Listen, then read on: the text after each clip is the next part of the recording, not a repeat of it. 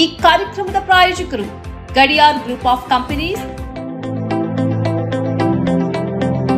Gadiar Group of Companies, synonymous with excellence and innovation, stands as your dynamic partner for progress. Gadiar Group ensures safety as guardians in firefighting and builds vibrant communities in real estate. Building tomorrow, today.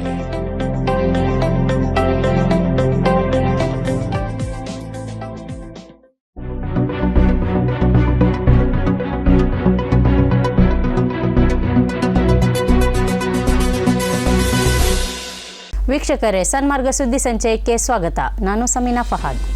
Bidar ನಗರದ state bank of India ಮುಖ್ಯ ಕಚೇರಿ ಎದುರು ನಡೆದ ದರೋಡೆ ಪ್ರಕರಣದ ಇಬ್ಬರ ಗುರುತು ಪತ್ತೆ ಹಚ್ಚುವಲ್ಲಿ ಬೀದರ್ ಜಿಲ್ಲಾ ಪೊಲೀಸರು ಯಶಸ್ವಿಯಾಗಿದ್ದಾರೆ. ಇಬ್ಬರು ಉತ್ತರ ಪ್ರದೇಶದ ಮಿರ್ಜಾಪುರ ಸೇರಿದಂತೆ ಹಲವೆಡೆ ಈ ರೀತಿಯ ದರೋಡೆ ಪ್ರಕರಣಗಳಲ್ಲಿ ಭಾಗಿಯಾಗಿದ್ದರು ಎಂಬ ಮಾಹಿತಿ ಪೊಲೀಸರಿಗೆ ಲಭ್ಯವಾಗಿದೆ. ಬಿಹಾರ ರಾಜ್ಯದ ವೈಶಾಲಿ ಜಿಲ್ಲೆಯ ಫತೇಪುರ ಪುಲವರಿಯಾ ನಿವಾಸಿ ಅಮನ್ ಕುಮಾರ್ ರಾಜ್ ಕಿಶೋರ್ ಸಿಂಗ್ ಹಾಗೂ ಅದೇ ಜಿಲ್ಲೆಯ ಮೈಸೂರು ನಿವಾಸಿ ಅಲೋಕ್ ಕುಮಾರ್ ಅಲಿಯಾಸ್ ಅಶುತೋಷ್ ಶತ್ರುಘ್ನ ಪ್ರಸಾದ್ ಸಿಂಗ್ ಈ ಕೃತ್ಯ ಎಸಗಿದವರು ಎಂದು ಗುರುತಿಸಿದ್ದಾರೆ. ಆರೋಪಿಗಳಿಬ್ಬರ ಕುಟುಂಬದವರನ್ನು ವಿಚಾರಣೆಗೆ ಒಳಪಡಿಸಿದ ಮಾಹಿತಿಯೂ ಬರ್ತಾ ಇದೆ. ಇಬ್ಬರ ಗುರುತು ಪತ್ತೆಯಾದ ನಂತರ ಬೀದರ್ ಜಿಲ್ಲಾ ಪೊಲೀಸರು ಬಿಹಾರದ ಹಲವೆಡೆ ಬೇಕಾಗಿದ್ದಾರೆ ಎಂಬ ಪೋಸ್ಟ್ ಅಂಟಿಸಿದ್ದಾರೆ. ಇಬ್ಬರ ಬಗ್ಗೆ ಮಾಹಿತಿ ಕೊಟ್ಟವರಿಗೆ 5 ಲಕ್ಷ ರೂಪಾಯಿ ಬಹುಮಾನ ಕೊಡುವುದಾಗಿ ಘೋಷಿಸಿದ್ದಾರೆ. ಜನವರಿ 16ರಂದು ಈ ದರೋಡೆ ಪ್ರಕರಣ ನಡೆದಿತ್ತು. ಬ್ಯಾಂಕಿನಿಂದ ಎಟಿಎಂಗಳಿಗೆ ಹಣ ಜಮೆ ಮಾಡಲು ಕೊಂಡೊಯ್ಯುತ್ತಿದ್ದ ಎಸ್ಬಿಐನ ಸಿಎಂಎಸ್ ಕಂಪನಿಯ ಇಬ್ಬರು ನೌಕರರ ಮೇಲೆ ಗುಂಡಿನ ದಾಳಿ ನಡೆಸಿ 83 ಲಕ್ಷ ಹಣವಿದ್ದ ಟ್ರಂಕ್ನೊಂದಿಗೆ ಬೈಕ್ ಮೇಲೆ ಪರಾರಿಯಾಗಿದ್ದರು. ಈ ಘಟನೆಯಲ್ಲಿ ಸಿಎಂಎಸ್ ಕಂಪನಿಯ ಕ್ಯಾಶ್ ಕಸ್ಟೋಡಿಯನ್ ಗಿರಿ ವೆಂಕಟೇಶ್ ಸ್ಥಳದಲ್ಲೇ ಮೃತಪಟ್ಟಿದ್ದರು. ಶಿವಕುಮಾರ್ ಎಂಬುವರು ಗಂಭೀರವಾಗಿ ಗಾಯಗೊಂಡಿದ್ದರು. ನೇರ ನಡೆನುಡಿಯ ಕಾಂಗ್ರೆಸ್ ನಾಯಕ ಬಿಕೆ ಹರಿಪ್ರಸಾದ್ ಸಿದ್ದರಾಮಯ್ಯ ಸಂಪುಟದಲ್ಲಿ ಮಂತ್ರಿ ಸ್ಥಾನ ಪಡೆಯುವುದಿಲ್ಲ ಎಂಬುದನ್ನು ಖಚಿತಪಡಿಸುವ ವರದಿ ಇದು. ಹರೀಶ್ ಚೌಧರಿ, ರಜನಿ ಪಟೇಲ್ ಮತ್ತು ಬಿಕೆ ಹರಿಪ್ರಸಾದ್ ಅವರಂತಹ ನಾಯಕರಿಗೆ ಮತ್ತೆ ಎಐಸಿಸಿಯಲ್ಲಿ ಪ್ರಮುಖ ಸ್ಥಾನ ವಹಿಸಲಾಗಿದೆ. ಈ ಹಿಂದೆ ತಮ್ಮ ಜವಾಬ್ದಾರಿಯನ್ನು ಸಮರ್ಥವಾಗಿ ನಿರ್ವಹಿಸಿದ್ದಕ್ಕೆ ಈ ಕೊಡುಗೆ ಕೊಡಲಾಗಿದೆ. ರಾಜ್ಯಸಭಾ ಸದಸ್ಯ ಸೈಯದ್ ನಾಸೀರ್ ಹುಸೇನ್ರನ್ನು ಜಮ್ಮು ಕಾಶ್ಮೀರದ ಪ್ರಧಾನ ಕಾರ್ಯದರ್ಶಿಯಾಗಿ ಎಐಸಿಸಿ ನೇಮಿಸಿದೆ. ಹರಿಯಾಣ ರಾಜ್ಯದ ಪಕ್ಷದ ಉಸ್ತುವಾರಿಯಾಗಿ ವಿಧಾನ ಪರಿಷತ್ ಸದಸ್ಯ ಬಿಕೆ ಹರಿಪ್ರಸಾದ್ರನ್ನು ನೇಮಿಸಲಾಗಿದೆ. ಪಕ್ಷದ ಕಾರ್ಯಕಾರಿ ಸಮಿತಿಯ ಸಭೆಯಲ್ಲಿ ತೆಗೆದುಕೊಂಡ ನಿರ್ಣಯದಂತೆ ಪಕ್ಷದ ಸಂಘಟನೆಯ ಪುನರ್ರಚನೆ ಪ್ರಕ್ರಿಯೆ ಚಾಲನೆ ಸಿಕ್ಕಿದೆ. ಛತ್ತೀಸ್ಗಢದ ಮಾಜಿ ಮುಖ್ಯಮಂತ್ರಿ ಭೂಪೇಶ್ ಬಘೇಲಾ ಅವರಿಗೂ ಪ್ರಧಾನ ಕಾರ್ಯದರ್ಶಿ ಹುದ್ದೆ ನೀಡಲಾಗಿದೆ. ಬಿಕೆ ಹರಿಪ್ರಸಾದ್ ದಶಕಗಳ ಕಾಲ ರಾಷ್ಟ್ರ ರಾಜಕಾರಣದಲ್ಲಿದ್ದು ಹಲವು ರಾಜ್ಯಗಳ ಉಸ್ತುವಾರಿಯಾಗಿ ಕಾರ್ಯನಿರ್ವಹಿಸಿದ್ದರು. 3 ವರ್ಷಗಳ ಹಿಂದೆ ರಾಜ್ಯ ರಾಜಕಾರಣಕ್ಕೆ ಬಂದಿದ್ದರು. ರಾಷ್ಟ್ರ ರಾಜಕಾರಣದಲ್ಲಿ ಅವರ ಅನುಭವವನ್ನು ಮತ್ತೆ ಬಳಸಿಕೊಳ್ಳಲು ಪಕ್ಷ ತೀರ್ಮಾನಿಸಿದೆ. ಮಕ್ಕಳ ಹೆಸರು ಬದಲಾವಣೆಗೆ ಕಾನೂನಿನಲ್ಲಿ ಅವಕಾಶವಿಲ್ಲದ ಕಾರಣ ಇದೀಗ ಕರ್ನಾಟಕ ಹೈಕೋರ್ಟ್ ಮಕ್ಕಳ ಹೆಸರು ಬದಲಾವಣೆಗೆ ಹೊಸ ಮಾರ್ಗಸೂಚಿಯನ್ನು ರೂಪಿಸಿದೆ. ತಂದೆ ತಾಯಿಯ ಗುರುತು ದೃಢಪಟ್ಟ ಅನಂತರ ಹೆಸರು ಬದಲಾವಣೆ ಮಾಡಬಹುದು, ಆದರೆ ಹೊಸ ಹೆಸರಿನೊಂದಿಗೆ ಹಳೆಯ ಹೆಸರು ದಾಖಲೆಯಲ್ಲಿರಬೇಕು ಎಂದು ಕೋರ್ಟ್ ಹೇಳಿದೆ. 1969ರ ಜನನ ಮತ್ತು ಮರಣ ನೋಂದಣಿ ಕಾಯ್ದೆಗೆ ತಿದ್ದುಪಡಿ ತರುವ ಮೂಲಕ ಜನನ ನೋಂದಣಿಯಲ್ಲಿ ಹೆಸರು ಬದಲಾವಣೆಗೆ ಅವಕಾಶ ಕಲ್ಪಿಸುವಂತೆ ಹೈಕೋರ್ಟ್ ಶಾಸಕಾಂಗಕ್ಕೆ ಸೂಚಿಸಿದೆ. ನ್ಯಾಯಮೂರ್ತಿ ಎನ್ಎಸ್ ಸಂಜಯಗೌಡ ಅವರಿದ್ದ ಹೈಕೋರ್ಟ್ ಪೀಠ ಶುಕ್ರವಾರ ಆದೇಶ ಹೊರಡಿಸಿದೆ. ಅದ್ರಿತ್ ಭಟ್ ಹೆಸರನ್ನು ಶ್ರೀಜಿತ್ ಭಟ್ ಎಂದು ಬದಲಿಸಲು ಕೋರಲಾಗಿತ್ತು. ಆದರೆ ಉಡುಪಿಯ ಜನನ ನೋಂದಣಾಧಿಕಾರಿಗಳು ನಿರಾಕರಿಸಿದ ಹಿನ್ನೆಲೆಯಲ್ಲಿ ರಿಟ್ ಸಲ್ಲಿಕೆ ಮಾಡಲಾಗಿತ್ತು. ಇಂದು ವಿಚಾರಣೆ ಮಾಡಿದ ಹೈಕೋರ್ಟ್ ಮಗುವಿನ ಹೆಸರು ಬದಲಾವಣೆಗೆ ತಂದೆ ತಾಯಿ ಪ್ರಮಾಣ ಪತ್ರ ಸಲ್ಲಿಸಬೇಕು.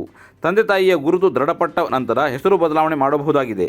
ಆದರೆ ಹೊಸ ಹೆಸರಿನೊಂದಿಗೆ ಹಳೆಯ ಹೆಸರು ದಾಖಲೆಯಲ್ಲಿರಬೇಕು. ಇದರಿಂದ ದುರುದ್ದೇಶದ ಹೆಸರು ಬದಲಾವಣೆ ತಪ್ಪಿಸಬಹುದಾಗಿದೆ ಎಂದು ಕೋರ್ಟ್ ತಿಳಿಸಿದೆ. ಅಮೆರಿಕದಿಂದ ಗಡಿಪಾರಿಗೊಳಗಾಗಿರುವ ಭಾರತೀಯರನ್ನು ಹೊತ್ತು ಬರುತ್ತಿರುವ ವಿಮಾನಗಳು ಬಂದಿಳಿಯಲು ಅಮೃತಸರವನ್ನು ಆಯ್ಕೆ ಮಾಡಿರುವ ಕೇಂದ್ರ ಸರ್ಕಾರದ ನಿರ್ಧಾರವನ್ನು ಪಂಜಾಬ್ ಮುಖ್ಯಮಂತ್ರಿ ಭಗವಂತ್ ಸಿಂಗ್ ಮಾನ್ ಟೀಕಿಸಿದ್ದಾರೆ. ಮೋದಿ ಹಾಗೂ ಟ್ರಂಪ್ ನಡುವೆ ಸಭೆ ನಡೆಯುವಾಗ ನಮ್ಮ ಜನರಿಗೆ ಕೋಳ ತೋಡಿಸುವುದು ಇದೇನಾ ಟ್ರಂಪ್ ನೀಡಿದ ಉಡುಗೊರೆ ಎಂದು ವ್ಯಂಗ್ಯವಾಗಿ ಪ್ರಶ್ನಿಸಿದ್ದಾರೆ. ಫೆಬ್ರವರಿ 15 ಮತ್ತು 16ರಂದು ಮತ್ತೆರಡು ವಿಮಾನಗಳು ಅಮೃತಸರದಲ್ಲಿ ಬಂದಿಳಿಯಲಿದ್ದು, ಇದು ಪಂಜಾಬ್ ಹೆಸರಿಗೆ ಮಸಿ ಬಳಿಯಲು ಮಾಡುತ್ತಿರುವ ಉದ್ದೇಶಪೂರ್ವಕ ಪ್ರಯತ್ನವೇ ಎಂದು ನರೇಂದ್ರ ಮೋದಿಯವರನ್ನು ಪ್ರಶ್ನಿಸಿದ್ದಾರೆ. ಅಮೆರಿಕಕ್ಕೆ 2 ದಿನಗಳ ಭೇಟಿ ನೀಡಿರುವ ಪ್ರಧಾನಿ ಮೋದಿಗೆ ಇದು ಡೊನಾಲ್ಡ್ ಟ್ರಂಪ್ ನೀಡುವ ಉಡುಗೊರೆಯೇ ಎಂದೂ ಕೂಡ ಅವರು ವ್ಯಂಗ್ಯವಾಡಿದ್ದಾರೆ.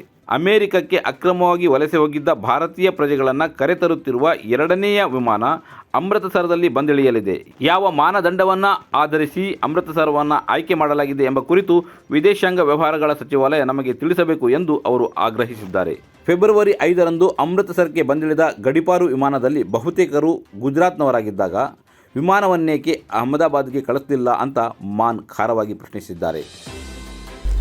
ದಿಲ್ಲಿಯ ಮುಖ್ಯಮಂತ್ರಿ ನಿವಾಸವಾದ 6th ಫ್ಲಾಗ್ ಸ್ಟಾಪ್ ಬಂಗಲೆಯ ನವೀಕರಣ ಮತ್ತು ಐಷಾರಾಮಿಯಾಗಿ ಮಾರ್ಪಾಡುಗೊಳಿಸಲು ಮಾಜಿ ಮುಖ್ಯಮಂತ್ರಿ ಅರವಿಂದ್ ಕೇಜ್ರಿವಾಲ್ ಮಾಡಿದ ವೆಚ್ಚಗಳ ಕುರಿತು ವಿವರವಾದ ತನಿಖೆಗೆ ಕೇಂದ್ರ ಜಾಗೃತ ಆಯೋಗ ಆದೇಶಿಸಿದೆ. 40,000 ಚದರ ಗಜಗಳಷ್ಟು ಅಂದರೆ 8 ಎಕರೆ ವಿಸ್ತಾರವಾದ ಐಷಾರಾಮಿ ಮಹಲು ನಿರ್ಮಿಸಲು ಕಟ್ಟಡ ಮಾನದಂಡಗಳನ್ನು ಬದಿಗಿಟ್ಟು ಯೋಜನೆ ರೂಪಿಸಲಾಗಿದೆ ಎಂಬ ಆರೋಪದ ಮೇಲೆ ವಿವರವಾದ ತನಿಖೆ ನಡೆಸುವಂತೆ ಸಿವಿಸಿ ಕೇಂದ್ರ ಲೋಕೋಪಯೋಗಿ ಇಲಾಖೆಗೆ ಕೇಳಿದೆ. ಬಿಜೆಪಿ ನಾಯಕ ವಿಜೇಂದರ್ ಗುಪ್ತಾರವರ ದೂರಿನ ಮೇರೆಗೆ CPWD ಯವರು ಅರವಿಂದ್ ಕೇಜ್ರಿವಾಲ್ ಅವರ ಅಧಿಕೃತ ಸಿಎಂ ನಿವಾಸದ ಬಗ್ಗೆ ವಾಸ್ತವಿಕ ವರದಿಯನ್ನು ಸಲ್ಲಿಸಿದ ನಂತರ ಫೆಬ್ರವರಿ 13ರಂದು ಸಿವಿಸಿ ತನಿಖೆಗೆ ಆದೇಶಿಸಿತು. ಅರವಿಂದ್ ಕೇಜ್ರಿವಾಲ್ ತಮ್ಮ ನಿವಾಸದ ಐಷಾರಾಮಿ ಸೌಕರ್ಯಗಳಿಗಾಗಿ ತೆರಿಗೆದಾರರ ಕೋಟ್ಯಾಂತರ ರೂಪಾಯಿ ಖರ್ಚು ಮಾಡಿದ್ದಾರೆ. ಐಷಾರಾಮಿ ವಸ್ತುಗಳ ಮೇಲಿನ ಖರ್ಚುಗಳು ಮಿತಿ ಮೀರಿದೆ ಮತ್ತು ಭ್ರಷ್ಟಾಚಾರದ ಬಗ್ಗೆ ಗಂಭೀರ ಕಳವಳವನ್ನು ಹುಟ್ಟುಹಾಕುತ್ತಿದೆ ಎಂದು ಗುಪ್ತಾ ದೂರಿನಲ್ಲಿ ಹೇಳಿದ್ದಾರೆ. ಓರ್ವ ಅಮೆರಿಕನ್ ನಾಗರಿಕನೂ ಸೇರಿದಂತೆ 3 ಇಸ್ರೇಲಿ ನಾಗರಿಕರನ್ನು ಹಮಾಸ್ ಬಿಡುಗಡೆಗೊಳಿಸಿದೆ. ಇದಕ್ಕೆ ಪ್ರತಿಯಾಗಿ ಇಸ್ರೇಲ್ 369 ಫಲಸ್ತೀನಿ ಕೈದಿಗಳನ್ನು ಬಿಡುಗಡೆಗೊಳಿಸಬೇಕಾಗಿದೆ. ಈ ಒತ್ತೆಯಾಳುಗಳನ್ನು ಖಾನ್ ಯೂನಿಸ್ನಲ್ಲಿ ರೆಡ್ ಕ್ರಾಸ್ ಸಿಬ್ಬಂದಿಯ ವಶಕ್ಕೆ ಒಪ್ಪಿಸಲಾಯಿತು. ಕದನ ವಿರಾಮವನ್ನು ಉಲ್ಲಂಘಿಸಿ ಇಸ್ರೇಲ್ ಆಕ್ರಮಣ ನಡೆಸುತ್ತಿರುವುದರಿಂದ ತಾನು ಒತ್ತೆಯಾಳುಗಳನ್ನು ಬಿಡುಗಡೆಗೊಳಿಸಲ್ಲ ಎಂದು ಹಮಾಸ್ ಈ ಮೊದಲು ಹೇಳಿತ್ತು. ಇದೇ ವೇಳೆ ಒತ್ತೆಯಾಳುಗಳನ್ನು ಬಿಡುಗಡೆಗೊಳಿಸದಿದ್ದರೆ ಯುದ್ಧ ಪ್ರಾರಂಭಿಸುವುದಾಗಿ ನೆತನ್ಯಾಹು ಬೆದರಿಕೆ ಹಾಕಿದ್ದರು. ಫೆಬ್ರವರಿ 15ರಂದು ಎಲ್ಲ ಒತ್ತೆಯಾಳುಗಳನ್ನು ಬಿಡುಗಡೆಗೊಳಿಸದಿದ್ದರೆ ಹಮಾಸ್ಗೆ ನರಕದ ಬಾಗಿಲು ತೋರಿಸುವುದಾಗಿ ಅಮೆರಿಕದ ಅಧ್ಯಕ್ಷ ಟ್ರಂಪ್ ಬೆದರಿಕೆ ಹಾಕಿದ್ದರು. ಈವರೆಗೆ ಒಟ್ಟು 21 ಇಸ್ರೇಲಿ ಒತ್ತೆಯಾಳುಗಳನ್ನು ಹಮಾಸ್ ಬಿಡುಗಡೆಗೊಳಿಸಿದ್ದು, ಇದಕ್ಕೆ ಪ್ರತಿಯಾಗಿ 730 ಪ್ಯಾಲೆಸ್ತೇನಿ ಕೈದಿಗಳನ್ನು ಇಸ್ರೇಲ್ ಬಿಡುಗಡೆಗೊಳಿಸಿದೆ. ಭಾರತೀಯರು ಮುಂಗಡ ವೀಸಾ ಇಲ್ಲದೆ UAEಗೆ ಪ್ರಯಾಣಿಸುವುದಕ್ಕೆ ಅವಕಾಶ ಮಾಡಿಕೊಡಲಾಗಿದೆ. 6 ರಾಷ್ಟ್ರಗಳಲ್ಲಿ ರೆಸಿಡೆನ್ಸಿ ವೀಸಾ ಇರುವ ಭಾರತೀಯ ಪಾಸ್ಪೋರ್ಟ್ ಇರುವವರಿಗೆ ಈ ಅವಕಾಶ ಇದೆ. Singapore, Japan, south Korea, Australia, New Zealand ಮತ್ತು ಕೆನಡಾ ಮುಂತಾದ ರಾಷ್ಟ್ರಗಳ ರೆಸಿಡೆನ್ಸಿ ವೀಸಾ ಇದ್ದವರಿಗೆ UAEಯಲ್ಲಿ ಆನ್ ಅರೈವಲ್ ವೀಸಾ ಲಭ್ಯವಾಗಲಿದೆ. ಈ ಮೊದಲು ಅಮೆರಿಕ, ಬ್ರಿಟನ್, ಯುರೋಪಿಯನ್ ಯೂನಿಯನ್ ರಾಷ್ಟ್ರಗಳಲ್ಲಿ ರೆಸಿಡೆನ್ಸಿ ವೀಸಾ ಇದ್ದವರಿಗೆ ಈ ಸೌಲಭ್ಯ ಇತ್ತು. ಇದು ಈ ಹೊತ್ತಿನ ಸುದ್ದಿ ಸಂಚಯ. ನಿರಂತರವಾಗಿ ನೋಡುತ್ತಾ ಇರಿ ಸನ್ಮಾರ್ಗ ನ್ಯೂಸ್, ಸುದ್ದಿಗಳ ಸಂತೆಯಲ್ಲಿ ಸತ್ಯದ ಮೊಂಬತ್ತಿ.